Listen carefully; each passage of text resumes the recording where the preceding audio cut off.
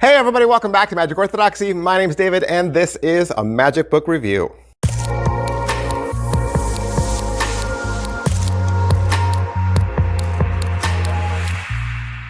Hey everybody, welcome back to the channel. Thanks for being here. Wearing a collared shirt. That's right, wearing a collared shirt. This review today, I just thought, you know what? T-shirt and jeans is not gonna cut it for Jason Ladanye. If you've seen him perform, if you've seen this guy, seen his style, he's dressed to the nines. He's like James Bond, right? So I at least got to throw on a collared shirt. Gonna look at his debut magic book, Confident Deceptions, Con, in different colored letters, C-O-N, Con, Confident Deceptions. Second printing, Vanishing Ink, and you know, before we even start. Pardon me for just going off on a tangent, okay, and on the side here, but why is it that everybody named Jason is awesome? Like, it's just something personal that I've noticed in my own life. Like, because, all right, it's because my younger brother, okay, my younger brother, just beneath me, 3 years younger than me, his name's Jason, and he's just cool. And he didn't have to try. He has been cool his entire life, all right? He's always been cool. And I don't know, whenever you see somebody famous named Jason, they're also cool. Like Jason Statham, right? Cool. Jason Bateman is cool. Jason Derulo, cool. Jason Momoa, cool, right? Even in horror movies, who's the greatest horror movie villain of all time? Jason. And it's down to one word, right? Not even a last name. He's like Cher, okay? He's just one word, just Jason. Who's a famous David, okay? Who? David Spade, David Schwimmer, David Letterman, David Arquette. I mean, come on. We're all kind of dorks. Confident Deceptions. Let's get back to the book. This is in its second printing. Like I said, this has been out of print for like 4 years, okay? A long time. And he only got even more popular after his second book release. And once his second book came out and people were buying that one, then there was a bunch of people that said, oh, well, we got to go back and get the first book. And so they all rushed out and bought the first book, and then the first book sold out.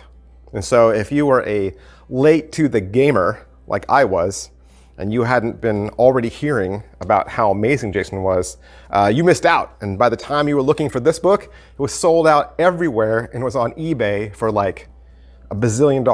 Well, not that much, but it was a lot, right? People knew what they had. And so I think a lot of us were pounding on Vanishing Ink's door every single day, like, are you going to do a second printing? And thank goodness they did. And if you don't know Jason yet, you haven't been introduced to him, I would say Card Magic by Jason, that's his .com. And you certainly want to go check him out on Instagram if you're there, or TikTok if you're there. He uploads constantly. He's on YouTube too. Go check his YouTube channel out. I'll stick links in the description, okay? I'll in the description, because there's a lot of links. So I'll put all the links in the description. You definitely want to go check him out. If you're older, perhaps, like me, got a little bit of gray, you might recognize the very strong Darwin Ortiz influence. It's almost like, sometimes it's like, wow, I'm watching Darwin Ortiz, but in the past. And it's only because Darwin was a very strong influence on Jason's life. Mentor, teacher, saw both of them together at MagiFest. And they were both on stage together talking about Darwin's life, and that was amazing to be a part of, for sure. This book, back to the book, his first book, right? 18 tricks, 240 pages, hardbound, dust jacket, 150 full color photographs. So if you're already familiar with Vanishing Ink, you know they're very much into layout and making beautiful books, okay? Some of my very favorite, most beautiful books that I own on my bookshelf are Vanishing Ink products. So beautiful pages, really thick, high gloss paper, okay? So perfect book. And as far as Jason and his writing style, again, I would say if you're probably older, you're gonna notice a very classic way of presenting the tricks, right? He does, and he's not gonna bore you right off the top. You know, sometimes I think it takes a while for some authors to get into the trick, but he automatically, like right at the top, like, this is the trick, this is what it looks like, and it's like 2-3 sentences. Like, this is what happens. And so you can scan that page quickly and go, okay, I get it. It's this style of trick. So I'm just going to use forging ahead. This is one of his tricks as an example. Okay, so he's got a title, he's got a quote, and then his effect line is just like one sentence, right? This is the effect. This is what takes place. And then he goes into setup, tells you exactly all the things you need to do to set the trick up or to get into it. And like I said, you're getting full color photographs all along the way. And then he goes into method. And when he does method, it's just like boom, boom, boom. He's giving you like directions like if he was telling you how to get to the store. Okay, so he says you go down this street, you turn left, you do this, you go that way. So like you can literally just read the method and you get the trick. He's going to put the pattern at the end. So you know how some authors, they weave the pattern and the method together, and so you have to kind of read through the pattern at the same time? He doesn't do that. Okay, he's primarily teaching you. So he's teaching you the trick, just like a teacher would. Okay, baby steps, right? Here it is, and here's what you need to do. Now, I will say in that, he's also not going to hold your hand. Okay, like I said, there's 18 tricks in here and only 240 pages. So every single trick is not fleshed out with every single sleight and move. He's not holding your hand and walking you through, Marlowe's convincing control. He just says, and this is where I do Marlowe's convincing control. And in your head, you go, I got it. Okay, so yes, you're going to have to know your way around a deck of cards. Okay, it's definitely. And then after pattern, he does comments. And so then that's where he's going to give you maybe some alternate handlings. Maybe that's where he's going to credit. Maybe that's where he's going to talk to you about inspiration. And he's going to give you some last minute tips. What else do you get? That's right, you get something else besides just the book. I think when the first release came out, you also got a DVD. Now, of course, everything's gone digital. And so you will get a 20-minute video file, live presentations. It's Jason in a restaurant. Sometimes he has 2 female spectators. Sometimes he's got a third. He's got a male. They're kind of in a table off to the side away from a restaurant. And within that video, Jason's going to walk through 5 tricks. Okay, 5 out of 18. But it's a good slice of the tricks because there's an easy one in there. And then there's probably one of the hardest, one of the knuckle busters. And so it gives you a good visual. And I think you can use that visual more than once, because even if you might be reading, let's say, a trick that isn't covered in the video, having watched the video, you'll be aware of what he's doing. A lot of the moves that Jason does, he repeats in other tricks. And so I think if you're proficient in one area, it might help you and carry over. So let me, instead of going through all 18 tricks, it'd just be easier if I went through the 5 that are in the video and explained what's going on there. First trick is called the ultimate exchange, and this is done with 2 spectators and 2 cards. So the first spectator selects a card, and then Jason rips it into 8 pieces and then puts it into the spectator's hand. They hold that card, so they're holding their torn card. Then he goes over to a second spectator. They select a card. He pulls that card out. So let's say the second person selected a black card and the first person selected a red card. Jason waves the black card over the torn card, and then magically it's restored in his hand. So that means now Jason has the red card fully restored in his hand, and when the first spectator opens up their hand, they've seen that the cards have switched places, and those torn pieces can then be put in an envelope given to the spectator as a souvenir. Amazing. Second trick is called forging ahead. This is one of his most popular effects, and it's certainly the easiest in the book. You can also find forging ahead on his At the Table lecture, and just as a download. You could download this trick for $10 on his website.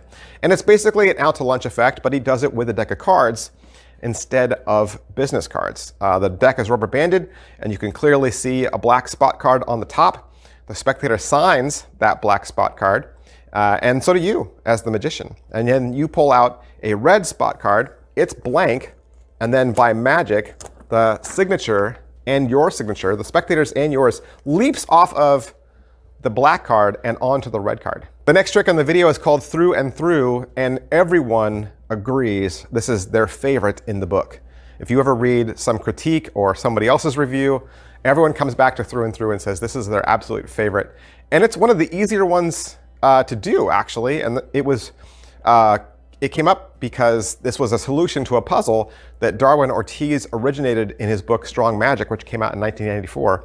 I would also say, hey, if you don't have Strong Magic from Darwin Ortiz, you need that book too. In this trick, the spectator selects a card and signs it. It's returned to the deck, and after a cut and a shuffle, the card goes through the table. Then all the cards get put back into the box, and then the box is placed under the spectator's hand, and the deck is flattened, and then all the cards from the deck have gone under the table except the spectator's sign card, which is still in the box. Then comes bringing down the house. This is a clocking cards demonstration. The spectator selects a card and then lays their hand down on it on the table without looking at it, so nobody knows what the card is. Jason then runs through the cards and memorizes them, and then knowing what cards are in his hand, he then guesses which card she has. Of course, he's right. Then there's a second phase to this trick. All the cards are shuffled by the spectators and you.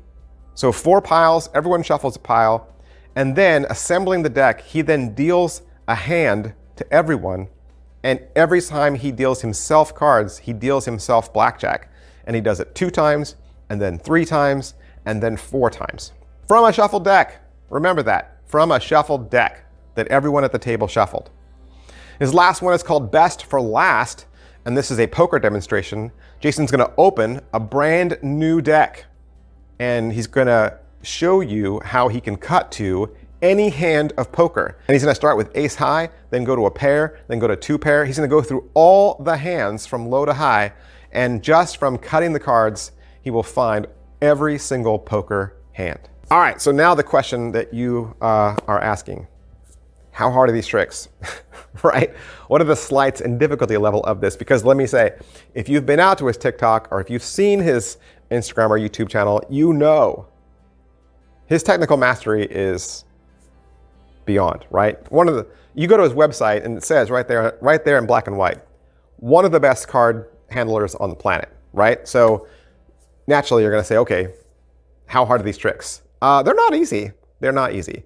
But the nice thing is he does give you a good slice of both, poker demonstrations and magic, and some easier tricks and some knuckle busters. So I think there's something for everyone. And like I said, he's not going to slow down and hold your hand through every single sleight. So I would say definitely you need to be proficient at handling cards. Like you should know your way around a deck. That just goes without saying. So intermediate, I would say, at best. But that isn't to say that you shouldn't get this if you don't think you could do it. Because the way I look at a book like this is, it's sold out once, so it could sell out again. Does that mean you want to wait until you're good enough to do the tricks to buy the book? Probably not. You know, when people have a goal in their life, sometimes they put the goal out there in front of them. It's a way of trying to reach that goal and to encourage them. And you can do that with a magic book. Some people do it when they do exercise or they do it with weight loss. They put that picture out in front of them and they say, one day, I'm going to get there. And then it makes them work all the harder. My dad used to do that with comic books. He'd stick a comic book up on the mantle and he'd say, if you want that comic book, then you're going to work for it all week long. And just having it there as a visual was a great reminder that that's what I'm working for. You could get a book like this and get it now while it's available before it sells out again, right? And then just have it on your shelf as a reminder, like, I'm gonna get there. And then every time you get a little better, you go back to it and you read it again and you think, you know what, I could do one of these tricks now. And you get a little better and you go back to it again and you say, oh, I could do another one of these tricks. And I've really found that with a lot of magic books, actually. I've never been afraid to buy a magic book just because I wasn't able to do every trick that was in it. And I don't think you should either. They're great pieces that you can go back to once you realize you've improved a little bit, and you'd be surprised. Positives. What are the positives? I think I've said all the positives I could say, really. I mean, you know what the other positive is? Another positive is, and this isn't even me. This isn't even me, all right? So here's a positive. This is an actual fact, right? This is an actual fact, provable fact. What did I say at the beginning of this? Second printing, right? Second printing. It's a lot cheaper to manufacture a download. It's a lot cheaper to manufacture some piece of plastic than it is to publish a bunch of books, okay? People have been waiting for this book to come back in a second printing, and they've been banging on Vanishing Ink Store and saying, make this available again. Whenever it was uploaded to eBay, people would buy it way over market price, right? Because they had to have it. That is only a testimony to how good the book is. That's your positive right there. That's your positive. That enough people said, we will buy this if you print it again. And Vanishing Ink said, it's cost effective enough for us to print it because we know the demand is out there. Negatives. What are the negatives? The negatives for this book were it had a dust jacket. That's the only negative. And it's just the way I read books. Dust jackets tend to slide when I read books, and I like to keep my dust jackets nice, and I don't like any folds in them. So I removed my dust jacket and I put it someplace else, and now I'm just reading it as the hardback. But that is literally the only negative. That's the only one. And it looks good as a hardback anyway, so yeah.